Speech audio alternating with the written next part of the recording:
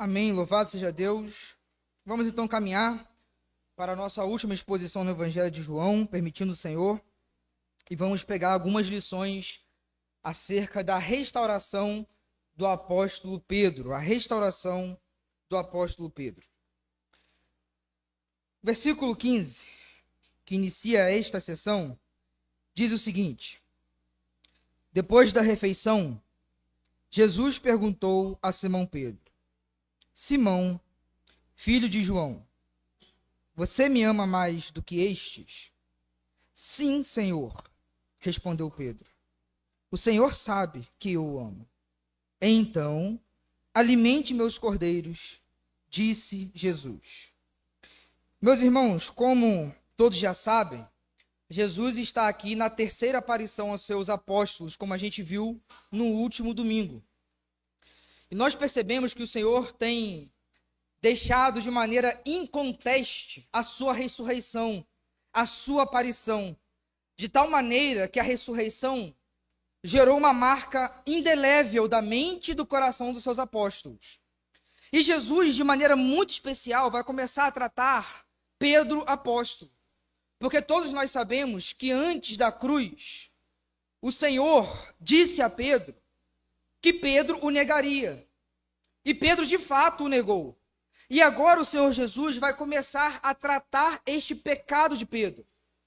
Com peculiaridade, de maneira muito especial, vai tratar do coração de Pedro.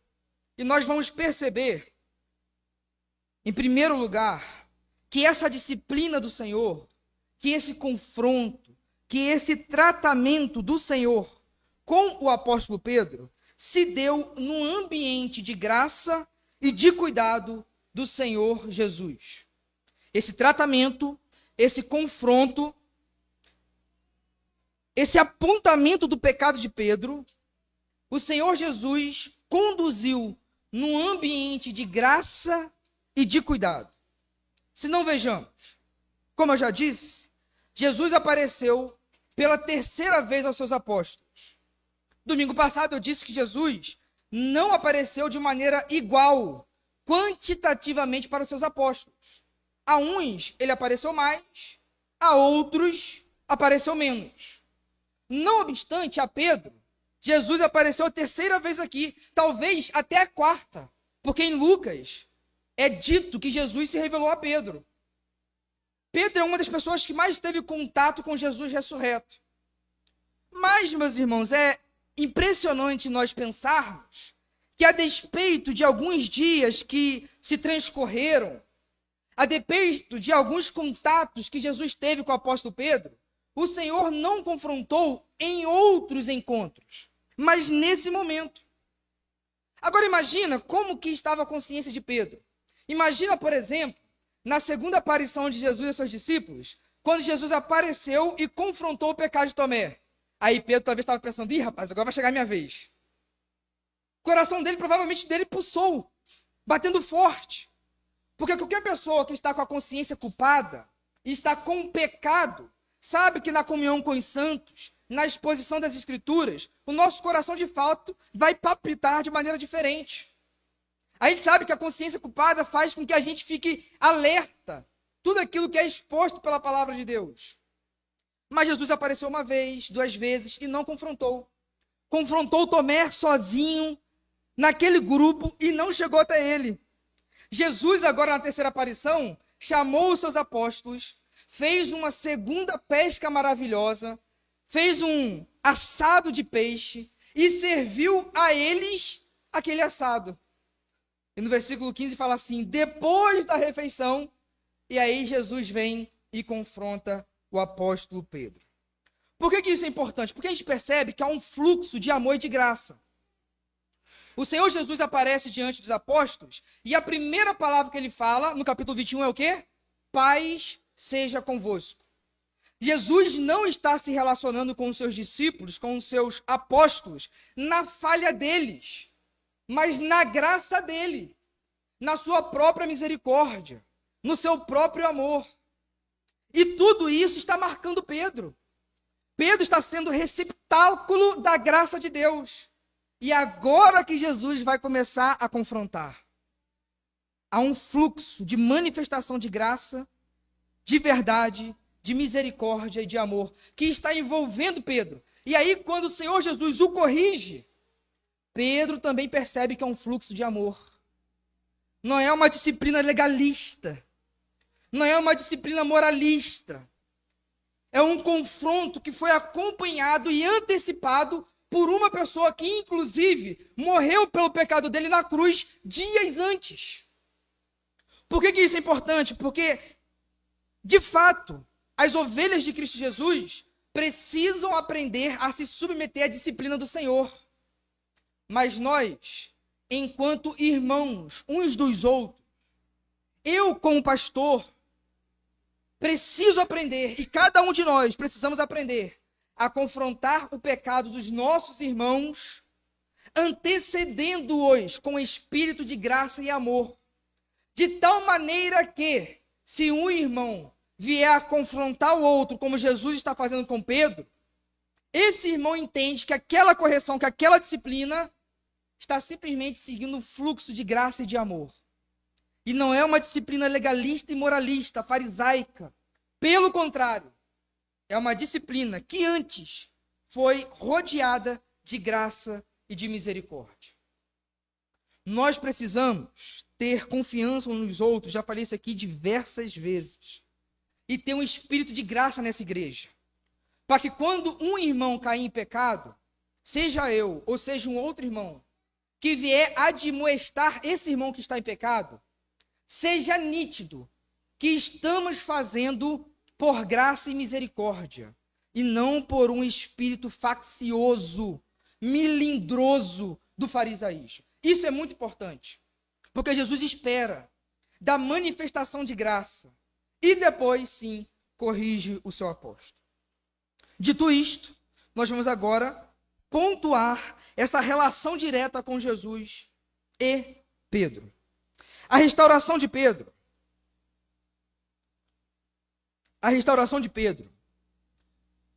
começou com um confronto de nivelamento. A restauração de Pedro começou com um confronto que Jesus fez a ele de nivelamento. O versículo 15, Jesus começa a fazer a pergunta. Jesus faz 3 vezes. Mas na primeira pergunta, olha como a gente precisa ler com muito cuidado. Tem algo especial, tem algo diferente. Na segunda e na terceira, Jesus fala assim: Simão, filho de João, você me ama? Na primeira está como? Simão, filho de João, você me ama mais do que estes? Jesus está confrontando Pedro para gerar um nivelamento no colégio apostólico. Mas por quê, meus irmãos? Se o pecado de Pedro foi contra Jesus, se Jesus foi o ofendido na traição de Pedro, por que Jesus então pergunta se Pedro ama mais a Jesus do que os seus outros irmãos, do que os discípulos, do que os outros apóstolos? Porque o pecado de Pedro, assim como foi com Tomé, não foi só um pecado contra Jesus, foi um pecado contra a igreja, foi um pecado contra os irmãos. Pastor, de onde você tira isso? Meus irmãos, é nítido que antes da crucificação, Pedro achou que tinha mais nobreza que os seus amigos, porque ele disse em Marcos 14, 29, mesmo que todos os outros o abandonem, eu jamais farei isso. Perto da cruz, Pedro olha para Jesus e fala assim: Senhor, eles todos podem te negar, eu jamais. Jesus fala: Pedro, eu ainda te digo, que antes que o galo cante, tu me negarás 3 vezes.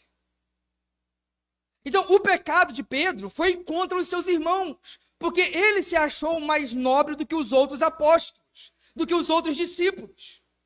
E Jesus não quer apenas um amor vertical. Jesus poderia fazer 3 vezes a mesma pergunta: Pedro, tu me amas?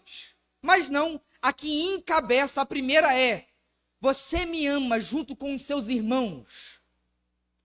Você me ama entendendo que você é um dos iguais, é um entre os muitos? Você me ama entendendo que os outros também me amam tal como você? Ou você ainda se acha o maior? Então Jesus confronta o apóstolo Pedro com um confronto de nivelamento. Você me ama mais do que estes? Pedro, meus irmãos, antes da cruz, tinha uma visão distorcida de si mesmo.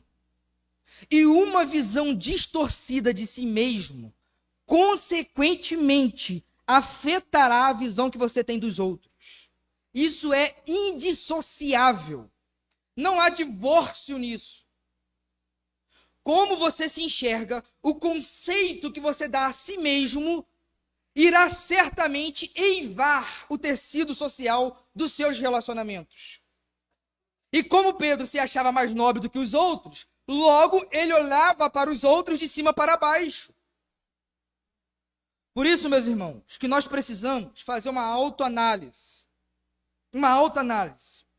E perceber se esse germe petrino não está em nós. De nós acharmos que, beleza, eu caminho com os irmãos lá na PIB, no Baixo Grande, mas eu sei que eu sou diferente. Eu tenho mais crédito, eu tenho mais tempo, eu tenho mais virtude, eu tenho mais tempo de batizado, eu sou pastor. E aí a gente começa a nivelar as nossas relações. E já não há mais capacidade de olhar um para o outro, olho no olho, mas sempre de cima para baixo. Enquanto, na verdade, como a gente já viu por meio de João, que a nossa relação com o próximo deveria ser de baixo para cima, considerando o outro superior.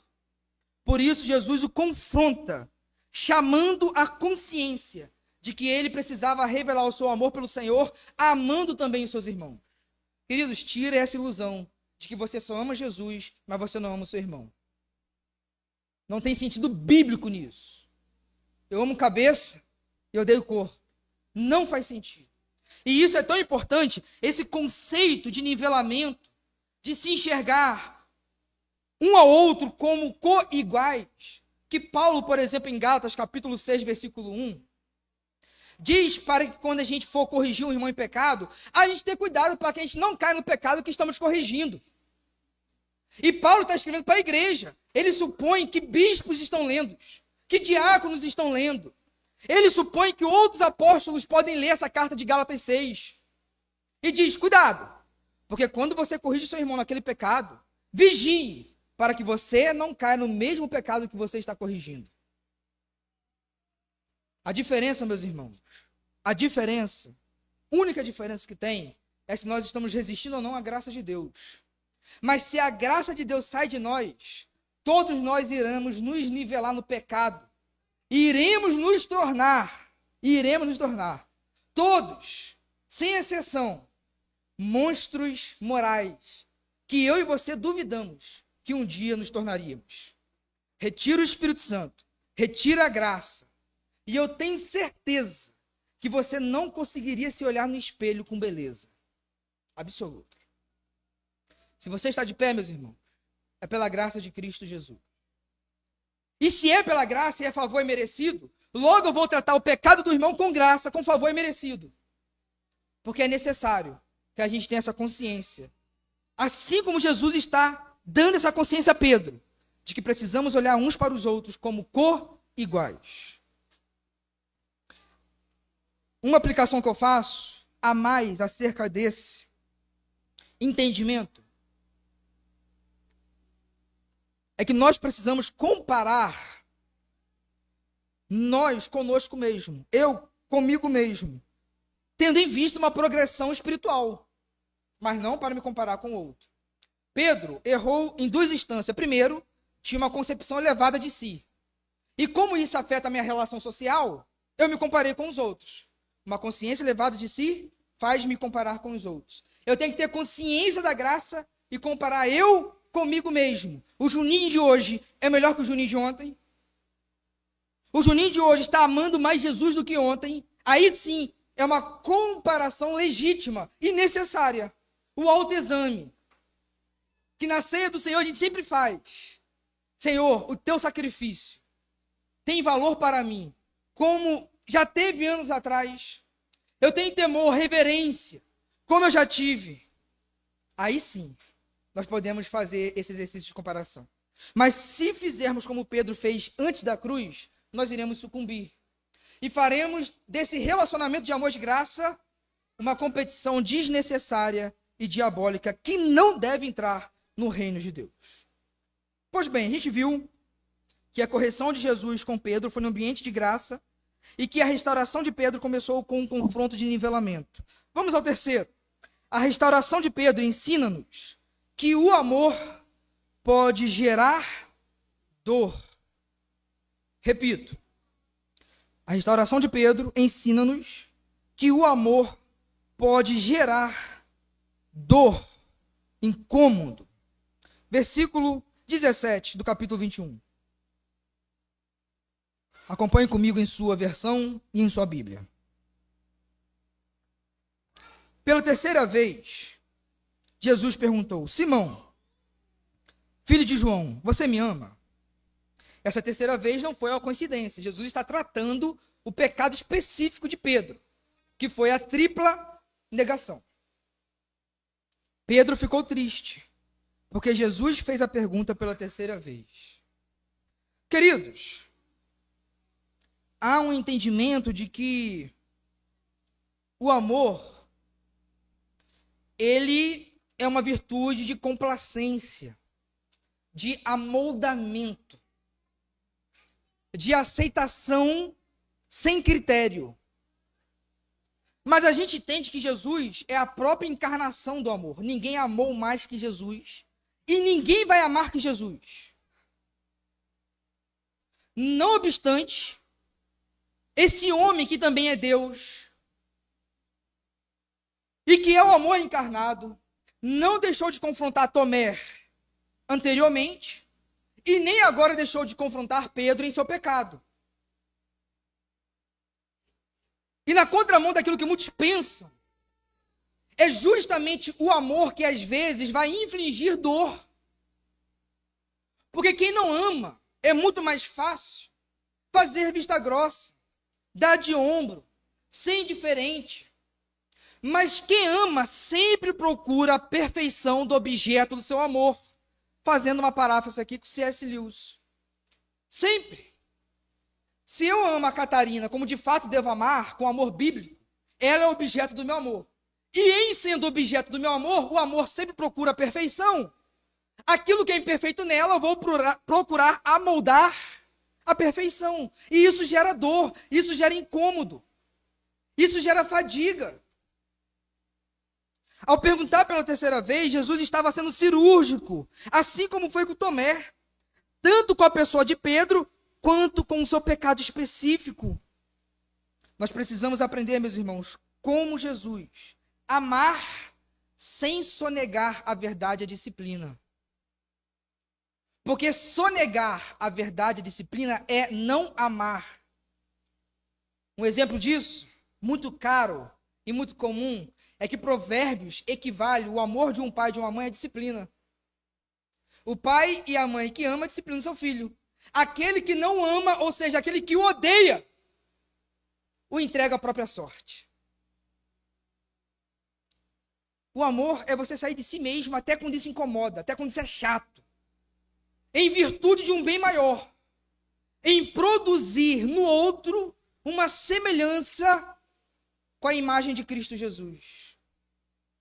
Provérbios também fala que, no final, uma pessoa sempre vai acabar tendo mais favor por aquele que o repreendeu do que por aquele que o bajulou. Então, Jesus está aqui dramatizando que o amor não faz vista grossa ao pecado. Poxa, queria tanto ter um pastor bonzinho, que não tocasse no dedo na minha ferida, que não me chamasse atenção quando é necessário.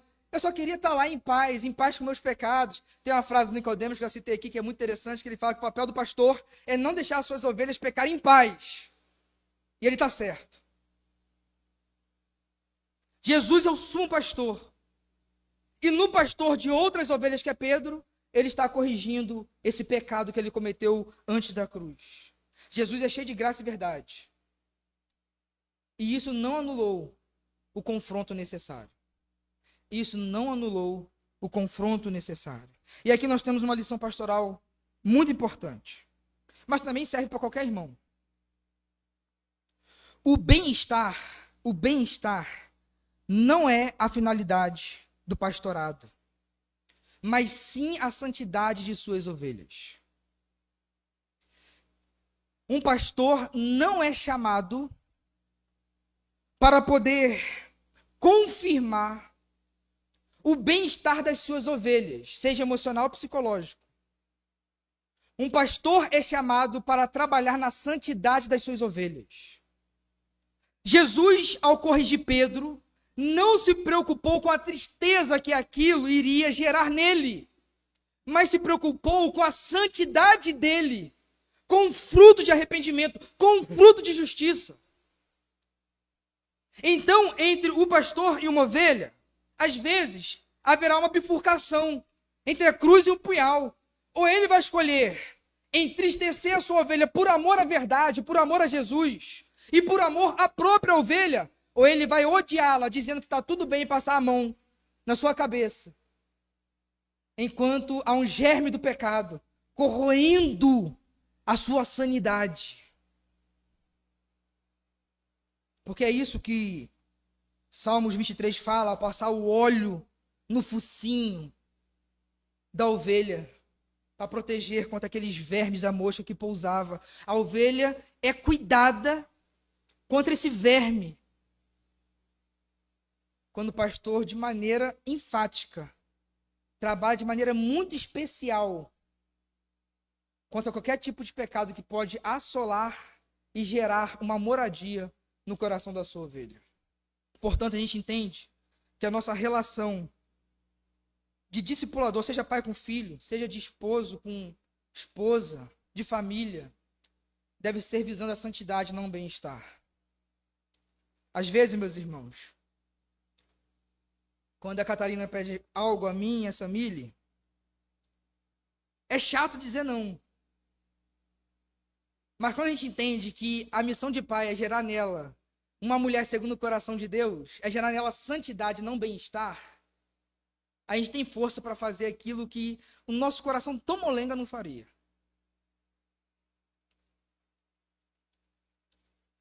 Como é necessário nós entendermos isso?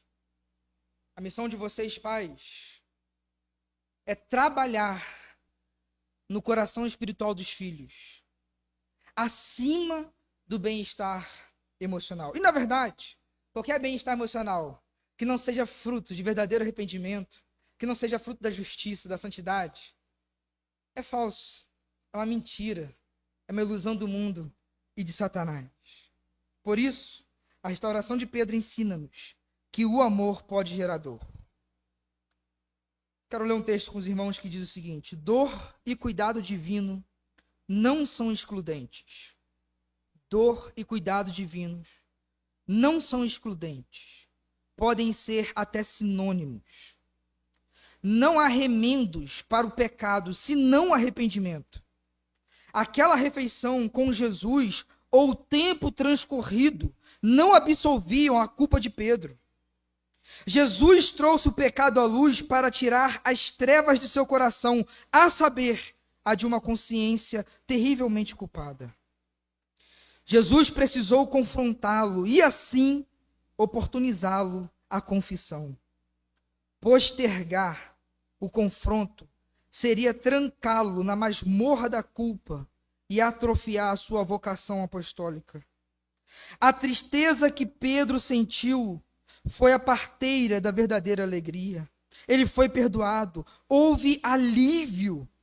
Jesus restaurou a alma e a vocação de Pedro publicamente, como disse o teólogo Mayan Perma, posição que ele mesmo considerava sacrificada pela sua tríplice negação de Cristo. A restauração em público era tão necessária como a que recebeu em particular, a fim de que os demais apóstolos reconhecerem-no em sua posição de autoridade espiritual. Queridos, dor e cuidado não são excludentes, pelo contrário, pode ser até mesmo sinônimos. Quarta lição que a gente aprende com a restauração do apóstolo Pedro. a restauração de Pedro ensina-nos que quem ama Jesus de fato, de verdade, se submete à sua disciplina. Ora, os versículos 15, 16 e 17, Pedro dá apenas uma resposta. Quando Jesus o pergunta sobre o seu amor, qual é a resposta de Pedro? Senhor, tu sabes que eu te amo. Senhor, tu sabes que eu te amo. Na terceira vez, cheio de tristeza, cheio de dor, com o coração quebrado. Senhor, tu sabes que eu te amo. Pedro pôs-se sob o escrutínio do Senhor, demonstrando não mais confiar em si mesmo, pois o seu coração pode enganá-lo, mas não pode fazê-lo com o Senhor. A autoilusão foi desfeita. Agora Pedro sabe que as palavras de Jesus sobre ele o definem mais que os seus próprios sentimentos. Queridos, como isso aqui é importante? Como isso aqui é importante? Senhor, a minha relação agora contigo é o seguinte: eu não me relaciono mais com o Senhor a partir de mim mesmo, mas eu me relaciono com o Senhor a partir de si. O Senhor sabe que eu te amo. Antes eu falava, eu te amo mais do que todos. Se outros te abandonares, eu não vou te abandonar. Imagina o ego como está no centro de tudo. O eu de Pedro é muito forte. Agora ele se desloca. Não sou mais eu quem define isso, agora é o Senhor. As suas palavras me definem muito mais do que o meu próprio coração, do que os meus próprios sentimentos. Se o Senhor falar que eu te amo, eu sei que eu te amo de verdade. Porque outrora, dias atrás, eu achava que te amava mais do que todo mundo. Mas o Senhor já me conhecia muito melhor do que eu mesmo e falou: Pedro, se tu te conhecesses, se soubesse que sua força é fraquinha, você não seria tão ousado assim. Mas mesmo assim, Jesus foi para a cruz pelo seu discípulo. E agora Pedro sabe que o fundamento desse relacionamento não são suas próprias virtudes, mas é a própria graça de Cristo Jesus. De tal maneira que Pedro está dizendo assim: Senhor, nas paráfrases do Juninho, Senhor, tu me conheces, corrige-me se afirmo que o amo e não há verdades em meus lábios. Agora ele ama. Agora ele está com um vaso na mão do olheiro. O Senhor sabe, e eu não tenho audácia de me estribar em mim mesmo. Porque agora o que me define é a sua palavra. Se o Senhor falou que eu iria te trair, eu traí. Agora eu quero ouvir do Senhor que eu te amo. Porque assim eu terei força para te amar de fato e de verdade. Porque o eu verdadeiro se encontra nas definições que o Senhor me dá de mim. E como isso é importante, meus irmãos, para os nossos dias odiernos, atuais. Distorções de identidade. Pessoas que se definem pelos seus sentimentos e não por aquilo que a palavra de Deus diz. Que não tem a capacidade de falar assim: Senhor, o que eu sou? O que eu sou, Senhor? Diz para mim o que eu sou, porque a sua palavra vai me definir, e não o que eu sinto. Entende? Às vezes, em aconselhamentos pastorais, pessoas têm muita dificuldade de receber o perdão divino. E a gente lê várias vezes João 1,9. Se confessar o Senhor Jesus Cristo, Ele é fiel para te purificar e perdoar de todo pecado. Pastor, mas eu não sinto. O que Jesus disse? Se confessar Jesus Cristo, Ele é fiel e justo para te perdoar e te purificar de todo pecado. Mas eu não estou sentindo. O que a palavra de Deus diz? A fé é na palavra de Deus, não no seu coração. Pastor, eu sinto e todo mundo fala. Eu sinto, todo mundo fala que eu sou assim mesmo. Sou irascível, bato em todo mundo, estou nem aí. Inclusive, eu entendo que é um traço imutável da minha personalidade. Jesus fala: não guarde a ira. Não deixe que o sol se ponha sobre a sua ira. Mas pastor, eu sou assim. Nasci assim, vou morrer assim. E a pessoa crê mais em Mariela, Gabriela, né? Do que na palavra de Jesus. Pedro entende que as palavras do Senhor, aquilo que o Senhor sabe acerca dele, é o que de fato vai determinar aquilo que ele é. Meus irmãos, nós precisamos nos submeter à disciplina do Senhor. Não aquilo que nós sentimos, não aquilo que nós queremos. É aquilo que o Senhor fala. É aquilo que o Senhor aponta. É aquilo que o Senhor diz sobre nós. Quinta lição que nós aprendemos com a restauração de Pedro. A restauração de Pedro ensina-nos que a pessoa vem antes do ministério. A restauração de Pedro ensina-nos que a pessoa vem antes do ministério. E eu quero desenvolver essa verdade em 3 frentes, em 3 aspectos. No versículo 15, 16 e 17, Pedro fala assim: Senhor, tu sabes que eu amo. Aí Jesus fala assim: então, apacente minhas ovelhas. Olha a conjunção aí, ligando. Se você me ama, faça isso. É isso que Jesus está falando. Então, apacenta minhas ovelhas. Jesus tem um ofício especial com Pedro de ser pastor, de ser apóstolo. E Jesus está tratando a pessoa de Pedro antes do pastorado. Jesus está tratando o coração do pastor antes do pastor exercer a sua função com cajado. Porque um coração não tratado vai fazer do cajado não um instrumento de vida, mas de morte. E Jesus está tratando Pedro para que Pedro possa servir adequadamente a igreja, o seu corpo. Porque Pedro precisa entender que, antes de tudo, ele também é uma das ovelhas de Cristo Jesus, o supremo pastor. Tu me amas, Senhor? Tu me amas, Pedro? Então apacenta as minhas ovelhas. Vamos desenvolver essa verdade em 3 frentes. Primeiro, por que a pessoa deve vir antes do ministério? A pessoa de Pedro antecedeu o seu ministério em relação ao perdão divino. Repito, a pessoa de Pedro antecedeu o seu ministério em relação ao perdão divino. Querido, ele saiu daqui perdoado. Imagina um pastor pastoreando sem a alegria do perdão. A alegria do perdão é a própria matéria-prima do discipulado, do pastorado. E esse perdão só é possível mediante arrependimento. Eu já disse essa frase do bispo Heiler, anglicano, que disse que a maior tragédia da igreja são pastores não convertidos. E como isso é verdade? Como há ímpios em púlpitos. E queridos, como você sabe que Pedro aqui é um salvo em Cristo Jesus? Porque ele se arrepende. O arrependimento não foi uma barreira ao ministério. Pelo contrário, foi o próprio caminho. Porque Pedro se arrependeu, ele pôde pastorear. Já viu pastor de coração duro, que não se arrepende, que não sabe pedir perdão, que não ama, que não tem graça? Graça divina, não graça... Deixa eu falar o nome aqui de pessoas que fazem só rir no púlpito. Graça divina. Queridos, nós precisamos aprender com Pedro que um ministério só é bem desenvolvido se você tem um coração quebrantado e arrependido. Talvez você não tenha um ministério pastoral, mas Deus tem te dado vários ministérios. Você é mãe, você é pai, você é membro de igreja. E você encontrará a verdadeira alegria em executar seu ministério se você entende que essa missão é uma missão de graça.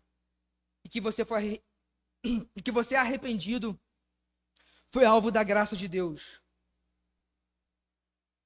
e do perdão divino. Então Pedro antecipou seu ministério no próprio perdão divino. Agora ele tem autoridade. Em Atos 2 fala assim, que quem invocar o nome de Jesus é perdoado dos seus pecados. Agora ele tem autoridade. Agora ele fala com muita convicção. Porque ele sabe da palavra de Jesus, mas também sabe no seu interior que ele mesmo foi alvo desse perdão divino. Uma coisa é um pregador, um ministro, uma pessoa que está exercendo seu ministério, apontando a verdade, mas aquela verdade é só proposicional. Não é encarnada na vida dele. E a gente sabe disso. É só uma ciência. A teologia só virou ciência. Não virou vida. Não é experimento. A teologia é só um laboratório onde a pessoa consegue equacionar exegeticamente que Jesus perdoa o pecado. Mas a pessoa não experimentou o perdão de pecado. E a gente percebe isso. Agora não, agora Pedro é um perdoado. Agora ele pode apacentar as ovelhas de Cristo Jesus. Segundo, a pessoa de Pedro antecipou o seu ministério na ótica que ele tinha acerca de si mesmo. E isso é um desdobramento lá do primeiro. Jesus fez um exercício de ótica em Pedro. Antes, ao achar que era maior que os outros, corrigiu sua presunção. Agora, após a ressurreição, levantou Pedro de sua comiseração, pois estava quebrantado demais. Queridos, antes da cruz, Pedro falou assim: Senhor, se todos negarem, eu vou ficar. Aí Jesus corrigiu: Pedro, você vai me negar. Agora ele está quebrado demais. Aí Jesus fala assim: alimente minhas ovelhas. Você não deve ser presunçoso, mas você não deve cair numa autocomiseração. Você não deve se bastar, mas você também não deve cair num complexo de inferioridade. Levanta, alimenta minhas ovelhas. Ele corrige a ótica de Pedro. Ele não é demais aqui, mas agora o que é e o faz é pela graça, porque foi arrependido. Meus irmãos, a mensagem evangélica da salvação só pela graça humilha o ser humano, e é para humilhar mesmo. Ninguém aqui tem mérito, ninguém tem crédito com Jesus. Eu e você, bem-vindo ao time, não prestamos. Nós não nos bastamos. Nós somos pecadores. E isso humilha, faz a gente cair de joelho no chão. Mas tem a graça que fala: eu te dou vida eterna.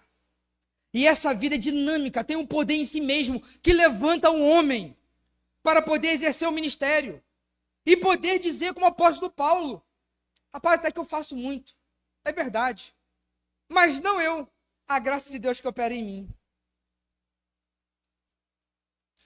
Jesus está corrigindo a ótica de Pedro, para ele não cair numa autocomiseração que inibe o seu ministério e para que ele não venha a ser um presunçoso. Será que isso funcionou, meus irmãos? Décadas depois, Pedro escreveu uma carta para a Ásia Menor. Olha o que ele disse. 1 Pedro capítulo 5. Eu vou ler com a igreja. 1 Pedro capítulo 5. Será que ele teve sua ótica corrigida? Será que ele se achou maior que alguém? Antes ele não era nada. Era um discípulo de Jesus e se achava tudo. Agora é um apóstolo. Jesus está ausente.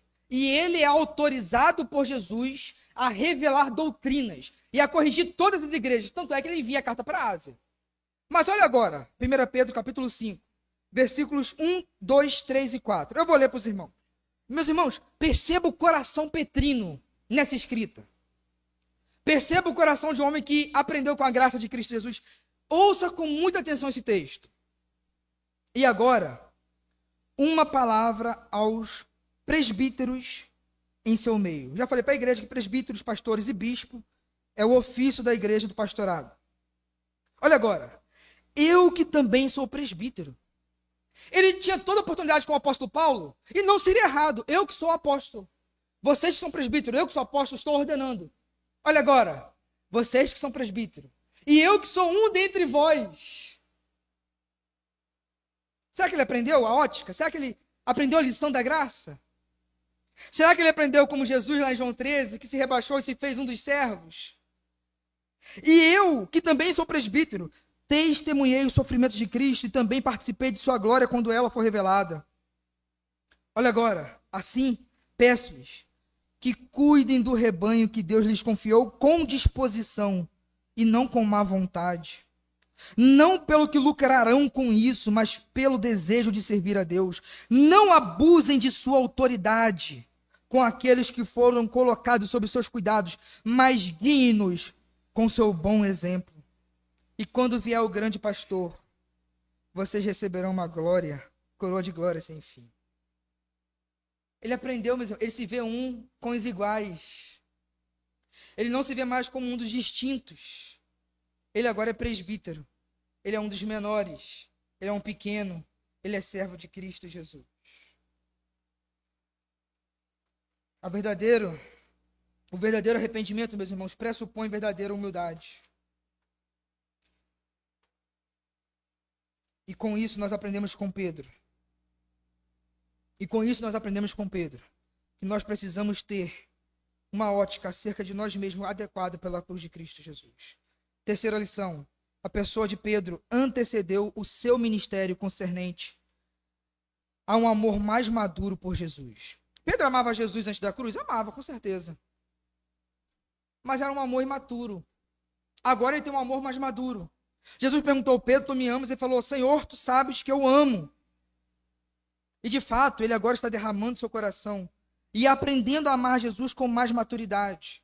E nós aprendemos que o nosso amor por Jesus sempre sofre uma progressão, pode cair um pouco, só uma progressão. Mas a ideia é que o nosso amor venha amadurecer no caminho de Deus.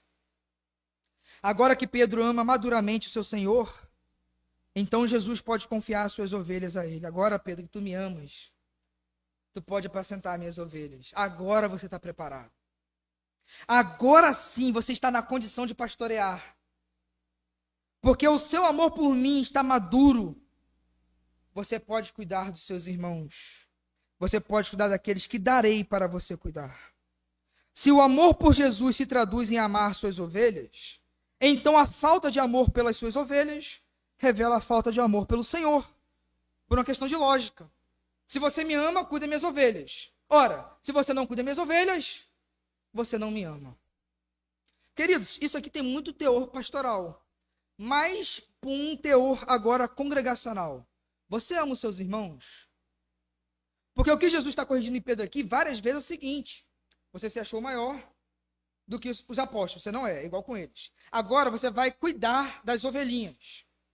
Ele está falando de novo que o amor vertical não é um amor real se não tem amor horizontal. Então, de novo eu repito, biblicamente e na igreja cristã não existe amor isolado, verticalmente falando, só amor por Jesus. Eu amo muito Jesus, mas não amo a minha igreja, não amo o povo de Deus, não amo as ovelhas. Por isso que Jesus está confiando a Pedro o cuidado dos seus rebanhos. Mas aqui tem uma lição muito preciosa. Pastorear é inclusive, ou amar um irmão é inclusive, amar a Jesus acima das ovelhas. Jesus está falando assim: agora que você me ama mesmo, com maturidade, cuide das minhas ovelhas. Sabe por quê, meus irmãos? É muito fácil, no decorrer do caminho pastoral, eu começar a amar mais o Carlos que Jesus. Começar a amar mais a Marilza que Jesus. E aí os irmãos já sabem onde vai dar nisso, né? Acabou o ministério pastoral.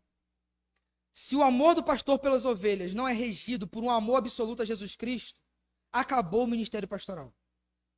Agora, Pedro, que você me ama, me ame mais, inclusive, do que as ovelhas. Agora sim, pode-se ser entregado às suas mãos o ministério pastoral. Vamos avançar agora à sexta lição. A restauração de Pedro ensina-nos, como Paulo disse em 2 Coríntios, capítulo 12, 10, que a nossa força está em nossa fraqueza. Leia comigo versículo 18 e 19 do capítulo 21 de João. A nossa força está em nossa fraqueza. Antes de lermos versículos 18 e 19, lembrando que Pedro foi corrigido por Jesus, ficou triste e Jesus falou assim: apacente as minhas ovelhas. Aí Jesus já emenda uma coisa: apacente minhas ovelhas, versículo 17. Olha agora 18. E Jesus continua falando: eu lhes digo a verdade. Quando você era jovem, podia agir como bem entendia. Vestia-se e ia aonde queria. Mas quando for velho, estenderá as mãos e outros o vestirão e o levarão aonde você não quer ir. Versículo 19. Jesus disse isso para informá-lo com que tipo de morte ele iria glorificar a Deus. Então Jesus disse: siga-me. Enquanto Pedro estava quebrado e humilhado, Jesus diz-lhe o que acontecerá no futuro, o martírio. Apacente a minha ovelha, e com isso você irá morrer por amor ao meu nome. De fato, mesmo que sob outra condição, Pedro iria cumprir aquilo que ele falou no pré-cruz. Estou disposto a morrer pelo Senhor. Antes ele falou estribado em si mesmo, com autoconfiança, e falhou. Mas agora que ele não encontra força em si mesmo, agora que ele está quebrado e humilhado e fala: Senhor, tu sabes que eu te amo. Jesus fala assim: agora sim, agora você vai ter força para encarar a cruz e morrer em favor do meu nome. Aquilo que você falou, naquela condição era mentira. E naquela condição você achava que era muito forte. Agora que você está quebrado, e não é você que está falando isso, é eu que estou dizendo para você. Você vai ter tanta força para me seguir, que você, inclusive, vai encarar um martírio por amor a mim. Pedro fez mais a partir do momento que reconheceu a sua fraqueza do que quando se achava forte. Pedro fez mais a partir do momento que reconheceu a sua fraqueza do que quando se achava forte. Todo quebrado, todo humilhado. Agora a vida de Pedro é uma ascensão. E a gente percebe isso. Em Atos, vai ter um probleminha. Lá na Galácia, Paulo vai escrever na carta que confrontou Pedro. Mas observe a diferença. Pedro é outro. E agora vai encarar o martírio. Porque ele descobriu uma verdadeira força na sua própria fraqueza. Porque como Paulo diz, quando eu sou fraco, é aí que sou forte. Na vida cristã, dependência é força. Última lição acerca da restauração de Pedro é a seguinte: a restauração de Pedro ensina-nos que devemos focar em nossas responsabilidades pessoais, não nas dos outros. Versículo 20 a 23, Pedro vai chegar para Jesus e falar assim: Senhor, mas e quanto aquele discípulo ali, João, aquele que eu amava? O que será dele? Pedro fala assim, Jesus fala assim: Pedro, se eu quiser que ele viva até quando eu voltar, o que te importa? Siga-me. Jesus falou, siga-me antes para o martírio. Agora Jesus fala, siga-me, foca no seu ministério, nas suas responsabilidades pessoais. É muito fácil a gente focar muito no que o Naran deveria fazer na hora do louvor, e não no que eu deveria fazer enquanto canto. É muito fácil nós focarmos no que o pastor deveria fazer no sermão, e não no que eu deveria fazer enquanto ouço. E Jesus fala assim, Pedro, você vai ser pastor das ovelhas, mas você não vai mandar no colégio apostólico. Aquela ovelha ali ainda é minha. Você tem que pastorear como Jesus e não no lugar de Jesus. O que eu quiser fazer dele, eu faço. E Jesus ocultou o ministério de João para Pedro. Porque as ovelhas é de Jesus e não de Pedro. Se Jesus quiser chamar o nosso melhor obreiro da igreja para outro, o que vamos fazer? Ai, Senhor, mas o que vai acontecer? É de Jesus, meus irmãos. É de Jesus. Mas o que ele vai fazer lá? Faz tanto aqui, é de Jesus. Jesus chama os seus e administra as suas ovelhas como ele quer. E a igreja só ouve e se submete. Precisamos entender e focar em nossas responsabilidades pessoais. Senhor, o que o Senhor quer de mim? Meus irmãos, o que o Senhor quer que você atue nessa igreja?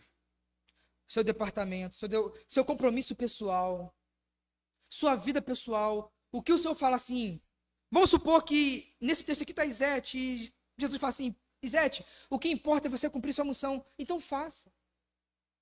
Imagine se antes de, não é Pedro que está aqui, mas é Leila, e Jesus fala assim, Leila, a missão que te dei, faça, cumpra as suas responsabilidades. Será uma confluência de serviço de amor nessa igreja, e irá brotar certamente fruto de justiça e harmonia em Cristo Jesus. Apenas um adendo aqui. A partir da fala de Jesus surgiu um ditado que João nunca morreria. Observe que o problema da fofoca alcançou até Jesus, né? Do microfone sem fio. E por causa disso começou a se falar que João nunca mais morreria. Aí João corrige, gente, mas não foi isso que Jesus quis dizer. Cuidado, meu irmão, cuidado com aquilo que você ouve. Cuidado, cuidado. Por fim, o epílogo, para a gente encerrar. Ou domingo que vem eu prego o versículo 24 e 25, né? Tô brincando, mas vamos acabar logo, né? O epílogo de João, não tem muito o que dizer, porque, de fato, nós já vimos muitas verdades acerca do epílogo. Mas, João, eu queria terminar com um foco no Evangelho de João. João fala assim, e este discípulo. João não fala acerca de si mesmo. Ele não cita o seu próprio nome. Uma obra magna dessa, a gente viu como é teológica. Eu não escreveria um livro, por exemplo, não deixaria de colocar meu nome. Eu não, quero ganhar os créditos. É ou não é? Cadê essa parte? Mas João está chamando o evangelho aqui e fala assim, este. Sabe por quê, meus irmãos? Porque João é humilde. E o que mais importa é o nome de Cristo Jesus e não dele. Ele não quer crescer. Ele aprendeu com João Batista que importa que Jesus Cristo cresça e não ele. E ele fala assim, esses 7 sinais que eu demonstrei é para que você creia em Jesus e tenha a vida eterna. E esse que escreveu é discípulo fiel, ele não trabalha com a mentira, ele é verdadeiro. Ele apontou para Cristo Jesus. Queridos, não pense muito no seu nome. Pense na fama de Jesus. Você carrega o nome de Jesus aonde você vai. Você é um crente em Cristo Jesus. Aonde você vai, está estampado Jesus. A questão é, qual nome tem mais aparecido? O seu? Do seu temperamento? Do seu signo, talvez, né? O que é que rege a sua vida? O que mais aparece na sua vida? Aparece o nome de Jesus. Com isso, meus irmãos, nós encerramos o Evangelho de João, 21 capítulos, que aponta que Jesus Cristo é o Messias e o Filho de Deus. O cumprimento de toda a profecia do Antigo Testamento. E aquele que é Deus encarnado, que morreu por mim e por você, em nosso lugar. Amém, meus irmãos? Louvado seja Deus. Fico muito feliz, meus irmãos, por encerrar essa exposição. É o segundo livro que nós encerramos, né? O primeiro foi Jonas. E se Deus permitir, nós vamos trabalhar. Provavelmente no final de março vamos começar Colossenses, com a permissão de Deus. Vamos orar, vamos nos colocar de pé. Agradecer a Deus por tudo aquilo que o Senhor tem feito em nosso meio. Vou pedir ao irmão Naran que esteja orando e logo após estarei impetrando a bênção apostólica.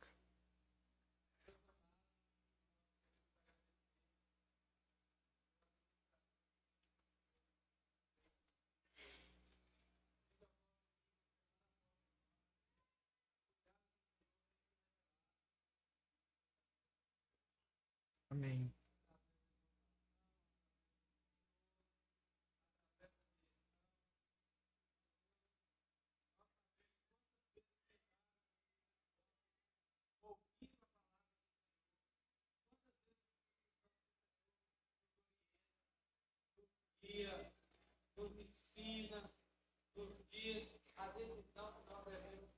Amém.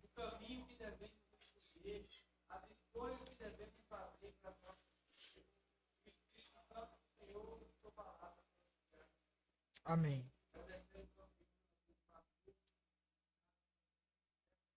Amém.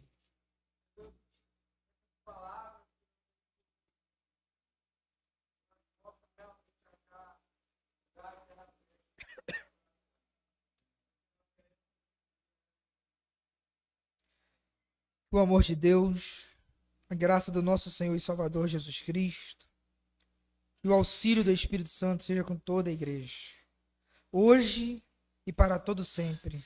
Amém. A igreja pode se assentar, corações silenciosas, encerramos o culto dessa noite.